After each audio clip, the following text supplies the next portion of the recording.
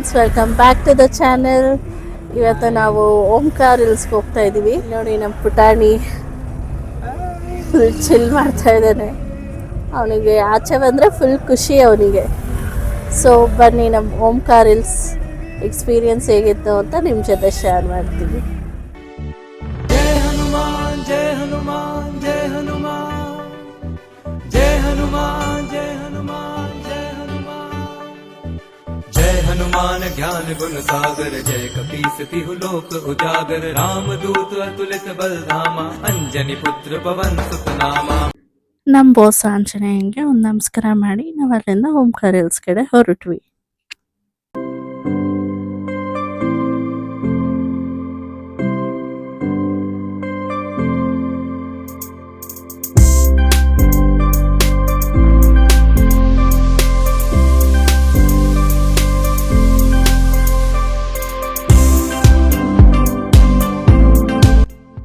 Omkar hills ಹತ್ರ ಬಂದ್ವಿ.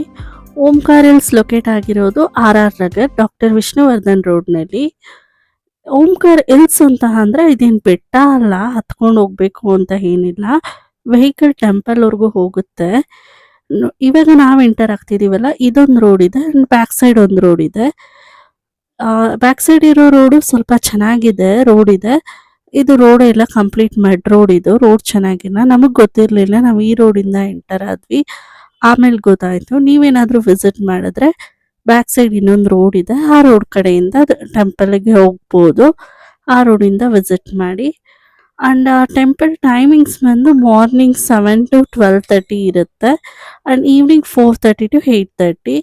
Sunday and ಏನಾದರೂ ಸ್ಪೆಷಲ್ ಒಕೇಶನ್ ಇರೋ ದಿನ 7 to 8:30 ಕಂಪ್ಲೀಟ್ ಓಪನ್ ಇರುತ್ತೆ. ದೇವಸ್ಥಾನದ ಹತ್ರ ಬರ್ತಿದ್ದಂಗೆ ಒಂದು ವ್ಯೂ ಕಾಣಿಸುತ್ತೆ ನಮಗೆ, ತುಂಬ ಚೆನ್ನಾಗಿದೆ. ನಾವು ಶಿವರಾತ್ರಿ ಹಬ್ಬ ಆಗಿ ಮಾರನೇ ದಿನ ಹೋಗಿದ್ವಿ, ಹಾಗಾಗಿ ಫುಲ್ ಶಾಮಿಯಾನ ಎಲ್ಲ ಹಾಕಿದ್ರು, ಎಲ್ಲ ಡೆಕೋರೇಟ್ ಮಾಡಿದ್ರಲ್ಲ ದೇವಸ್ಥಾನ, ಎಲ್ಲ ಕ್ಲೀನ್ ಮಾಡ್ತಾಯಿದ್ರು. ಪಾರ್ಕಿಂಗ್ ಪ್ಲೇಸಿಂದ ಒಂದು 20 ಸ್ಟೆಪ್ಸ್ ಇದೆ ದೇವಸ್ಥಾನಕ್ಕೆ ಹೋಗೋದಕ್ಕೆ, ಸ್ವಲ್ಪ ಹತ್ಕೊಂಡು ಹೋಗಬೇಕು.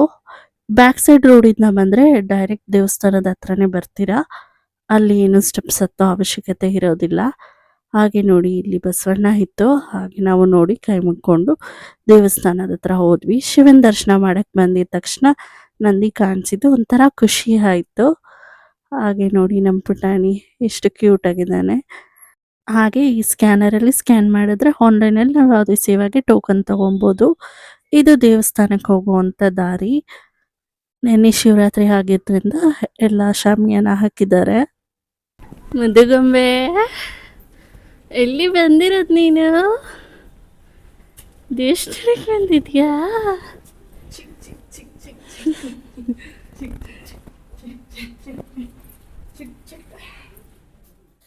ನನಗೆ ಅಲ್ಲಿ ಒಬ್ರು ಹೇಳಿದಾಗೆ ನಿನ್ನೆ ಇಲ್ಲಿ ಫುಲ್ಲು ಕ್ಯೂ ಲೈನ್ ಮಾಡಿದ್ರಂತೆ, ಇವತ್ತೆಲ್ಲ ರಿಮೂವ್ ಮಾಡಿದ್ದಾರೆ ಅಂತ ಹೇಳಿದ್ರು. ಅಷ್ಟು ಜನ ಬಂದಿದ್ರು. ಹಾಗೆ ಇಲ್ಲಿ ಒಂದು ಸ್ವಲ್ಪ ಸ್ಟೆಪ್ಸ್ ಹತ್ಕೊಂಡು ಹೋಗಬೇಕು. ನಾನು ಆಗಲೇ ಹೇಳ್ದಾಗಲೇ ಬ್ಯಾಕ್ ಸೈಡ್ ರೋಡಿಂದ ಬಂದರೆ ಯಾವುದೇ ಥರ ಸ್ಟೆಪ್ಸ್ ಹತ್ತೋ ಹಾಗಿರಲ್ಲ. ಡೈರೆಕ್ಟ್ ಟೆಂಪಲ್ ಹತ್ರನೇ ಪಾರ್ಕಿಂಗ್ ಪ್ಲೇಸ್ ಇದೆ, ಅಲ್ಲೇ ಪಾರ್ಕ್ ಮಾಡಿ ಹಾಗೆ ದೇವಸ್ಥಾನಕ್ಕೆ ಬರ್ಬೋದು. ನೋಡಿ, ಇದೆ ದೇವಸ್ಥಾನದ ಎಂಟ್ರೆನ್ಸು. ಎಲ್ರಿಗೂ ಗೊತ್ತಿರೋ ಹಾಗೆ ದೇವಸ್ಥಾನದ ಒಳಗಡೆ ವಿಡಿಯೋ ಅಲೋ ಇಲ್ಲ, ಹಾಗಾಗಿ ಒಳಗಡೆ ಯಾವುದೇ ವಿಡಿಯೋ ಮಾಡಿಲ್ಲ. ನೋಡಿ, ಎಷ್ಟು ಬ್ಯೂಟಿಫುಲ್ ಆಗಿ ನಮ್ಮ ಇಡೀ RR ನಗರನೇ ಕಾಣಿಸುತ್ತೆ ದೇವಸ್ಥಾನದ ಮೇಲಿಂದ ನೋಡಿದ್ರೆ. ಈ ದೇವಸ್ಥಾನಕ್ಕೆ ನೀವು ಸನ್ಸೆಟ್ ಟೈಮಲ್ಲಿ ಬಂದರೆ ತುಂಬ ಚೆನ್ನಾಗಿರುತ್ತೆ. ಸನ್ಸೆಟ್ ವ್ಯೂ ನೋಡ್ತಾ ನಾವು ಫುಲ್ ಒಂದು ಪೀಸ್ಫುಲ್ ಟೈಮ್ನ ಕಡಿಬೋದು. ಹಾಗೆ ನೋಡಿ, ಇಲ್ಲಿ ಇನ್ನೊಂದು ವಿಶೇಷತೆ ಏನಂದರೆ 12 ಜ್ಯೋತಿರ್ಲಿಂಗಕ್ಕೂ 12 ಗೋಪುರಗಳಿದೆ. ಆಮೇಲೆ ನಿಮಗೆ ಗೋಪುರದ ವ್ಯೂ ಪಾಯಿಂಟ್ ತೋರಿಸ್ತೀನಿ. ದೇವಸ್ಥಾನದ ಒಳಗಡೆ ಬಂದ ತಕ್ಷಣ ಒಂದು ಗರುಡಗಂಬ, ನಂದಿ ಹಾಗೆ ನವಗ್ರಹಗಳಿದೆ. ಮತ್ತು ಅಲ್ಲಿಂದ ಒಳಗಡೆ ಹೋದರೆ 12 ಜ್ಯೋತಿರ್ಲಿಂಗಗಳಿದೆ. ಅಲ್ಲಿ ನಾವು ವಿಡಿಯೋ ಮಾಡೋ ಹಾಗಿಲ್ಲ, ಹಾಗಾಗಿ ನಾನು ಯಾವುದೇ ಥರ ವಿಡಿಯೋ ಮಾಡ್ಕೊಂಡಿಲ್ಲ. ನಾವು ದೇವ್ರ ದರ್ಶನ ಎಲ್ಲ ಮುಗಿಸ್ಕೊಂಡು ದೇವಸ್ಥಾನದಲ್ಲಿ ಸ್ವಲ್ಪ ಹೊತ್ತು ಕೂತ್ಕೊಂಡು ಟೈಮ್ ಸ್ಪೆಂಡ್ ಮಾಡಿ ಈಚೆ ಬಂದ್ವಿ. ಹೊರಗಡೆ ತೇರೆಲ್ಲ ಇತ್ತು, ಅದನ್ನೆಲ್ಲ ನೋಡಿಕೊಂಡು ಹಾಗೆ ಧ್ಯಾನದ ಮಂದಿರ ಇದೆ, ಧ್ಯಾನದ ಮಂದಿರ ಕಡೆ ಹೊರಟ್ವಿ. ಇಲ್ಲಿನ ಜ್ಯೋತಿರ್ಲಿಂಗದಲ್ಲೂ ಇನ್ನೊಂದು ವಿಶೇಷತೆ ಏನಂದರೆ, ಜ್ಯೋತಿರ್ಲಿಂಗಕ್ಕೆ ಉಪಯೋಗಿಸಿರೋ ಕಲ್ಲು ಅದೇ ಕ್ಷೇತ್ರದಿಂದ ತಂದಿದ್ದಾರೆ. ಅಂದರೆ ಈಗ ಕೇದಾರನಾಥ ಲಿಂಗ ಅಂತ ಅಂದರೆ ಕೇದಾರನಾಥಿಂದನೇ ತಂದು ಕಲ್ಲನ್ನ ಕೆತ್ತನೆ ಮಾಡಿರೋದು ಶಿವಲಿಂಗನ. ಅದು ಇನ್ನೊಂದು ವಿಶೇಷ. ನಾನು ಹಾಗೆ ಪಾಪುನ ಆಟ ಆಡಿಸ್ಕೊಂಡು ಮಾತಾಡಿಸ್ಕೊಂಡು ನಡ್ಕೊಂಡು ಹೋದೆ. ನೋಡಿ, ಇದೇ ಧ್ಯಾನ ಮಂದಿರ. ನಾವು ಹೋಗಿದ್ದು ಮಧ್ಯಾಹ್ನ ಟೈಮ್ ಆಗಿದ್ರಿಂದ ಕ್ಲೋಸ್ ಆಗಿತ್ತು. ವಿಂಡೋವಿಂದ ಒಂದು ಸಣ್ಣ ಕ್ಲಿಪ್ ತಗೊಂಡೆ. ದೇವಸ್ಥಾನದಿಂದ ಒಂದು ಬ್ಯೂಟಿಫುಲ್ ವ್ಯೂ ಕಾಣಿಸ್ತಿದೆ ಅಲ್ಲ, ಇದೇ ವ್ಯೂ ಪಾಯಿಂಟ್. ಸನ್ಸೆಟ್ ಅಥವಾ ಸನ್ರೈಸ್ ಟೈಮಲ್ಲಿ ಬಂದರೆ ತುಂಬ ಚೆನ್ನಾಗಿರುತ್ತೆ. ಮತ್ತು ಇನ್ನೊಂದು ಅಟ್ರಾಕ್ಷನ್ ಏನಂದರೆ, ಈ ಓಂಕಾರ ಹಿಲ್ಸಲ್ಲಿ ನಮ್ಮ HMT ಕ್ಲಾಕ್ ಟವರ್ ನೋಡಿ, ಇದೇ HMT ಕ್ಲಾಕ್ ಟವರ್. ಇದು ಏನಂದರೆ largest clock tower in India. ಇದನ್ನು 2002ರಲ್ಲಿ ಶಿವಪುರಿ ಸ್ವಾಮೀಜಿ ಅನ್ನೋರ 54th ಬರ್ತ್ಡೇಗೆ HMT ಕಡೆಯಿಂದ ಗಿಫ್ಟ್ ಆಗಿ ಕೊಟ್ಟಿರೋದು. ಬಟ್ ಇದನ್ನು ತುಂಬ ಚೆನ್ನಾಗಿ ಮೇಂಟೈನ್ ಮಾಡಿದ್ರೆ ಇನ್ನೂ ಚೆನ್ನಾಗಿರುತ್ತೆ. ಈ ಥರ ಹಿಸ್ಟಾರಿಕಲ್ ಪ್ಲೇಸ್ನ ತುಂಬ ಚೆನ್ನಾಗಿ ಇಟ್ಕೊಳ್ಳೋಣ. ಹಾಗೆ ಕ್ಲಾಕ್ ಟವರ್ ನೋಡಿಕೊಂಡು ಸ್ವಲ್ಪ ಸ್ಟೆಪ್ಸ್ ಹತ್ತಿ ಹೋಗ್ತಾ ಇದ್ದೀವಿ. ಸ್ವಲ್ಪ ಸ್ಟೆಪ್ಸ್ ಹತ್ತಿ ಹೋದರೆ ನಿಮಗೆ ಅಲ್ಲಿ ಇನ್ನೊಂದು ವ್ಯೂ ಪಾಯಿಂಟ್ ಸಿಗುತ್ತೆ. ಹಾಗೆ ನಾನು ನಿಮಗೆ ಆಗಲೇ ಹೇಳಿದಾಗೆ 12 ಜ್ಯೋತಿರ್ಲಿಂಗಕ್ಕೂ 12 ಗೋಪುರ ಇದೆ ಅಲ್ಲ, ಅದರ ವ್ಯೂವ್ನ ನಾವು ಇಲ್ಲಿ ನೋಡ್ಬೋದು. ಹಾಗೆ ಇಲ್ಲಿ ಇನ್ನೊಂದು ದೇವಸ್ಥಾನ ಇದೆ, ಇದೇ ಗೋಪುರದ ವ್ಯೂ ಪಾಯಿಂಟ್. ಆ ವ್ಯೂ ಪಾಯಿಂಟ್ ಆಪೋಸಿಟ್ನಲ್ಲೇ ನಮಗೆ ಎಲ್ಲ ಧರ್ಮದ ಗುರುಗಳ ಶಿಲೆ ಇದೆ, ಕೆತ್ತನೆ ಮಾಡಿದ್ದಾರೆ. ಹಾಗೆ ವಿಷ್ಣುವಿನ ದೇವಸ್ಥಾನ ಇದೆ. ಅದರಲ್ಲಿ ಏನು ವಿಶೇಷ ಅಂದರೆ ವಿಷ್ಣು ಮತ್ಸ್ಯಾವತಾರದಲ್ಲಿದ್ದಾರೆ. ನಾವು ದೇವ ದರ್ಶನ ಎಲ್ಲ ಮುಗಿಸ್ಕೊಂಡು ಬಂದು ಸ್ವಲ್ಪ ದೇವಸ್ಥಾನದ ಮುಂದೆ ಕೂತ್ಕೊಂಡು ಟೈಮ್ ಸ್ಪೆಂಡ್ ಮಾಡಿದ್ವಿ. ಪಾಪನ ಆ್ಯಕ್ಟಿವ್ ಆಗಿ ಇಟ್ಕೊಳ್ಳೋದೇ ಒಂದು ದೊಡ್ಡ ಕಷ್ಟ ಹೊರಗಡೆ ಹೋದಾಗ. ಹಾಗಾಗಿ ಅವನ ಜೊತೆ ಸ್ವಲ್ಪ ಹಾಗೆ ಆಟ ಆಡ್ಕೊಂಡಿದ್ವಿ.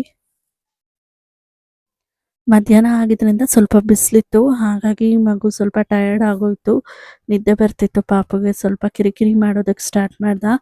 ಸರಿ, ನಾವು ಹೊರಡೋಣ ಅಂತ ಹೇಳಿ ಹೊರಟ್ವಿ. ಅವನ್ನ ಸ್ವಲ್ಪ ಹಾಗೆ ಮುದ್ದಾಡ್ತಾ ಅವನ್ನ ಸ್ವಲ್ಪ ಆ್ಯಕ್ಟಿವ್ ಆಗಿ ಇಟ್ಕೊಂಡಿದ್ವಿ.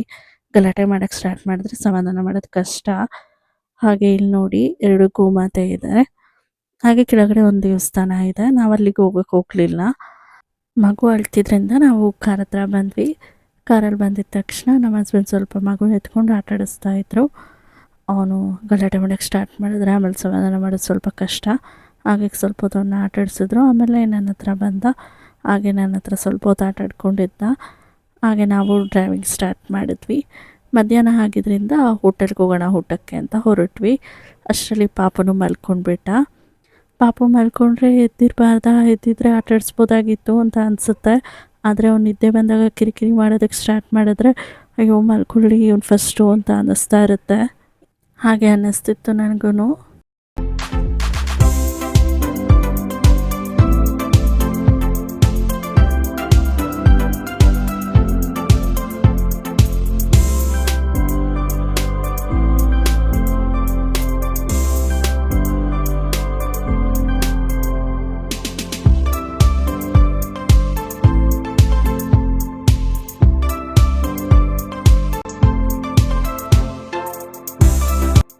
ಮಧ್ಯಾಹ್ನ ಊಟಕ್ಕೆ ನಾವು ರಜತಗಿರಿ ಹತ್ರ ಬಂದ್ವಿ.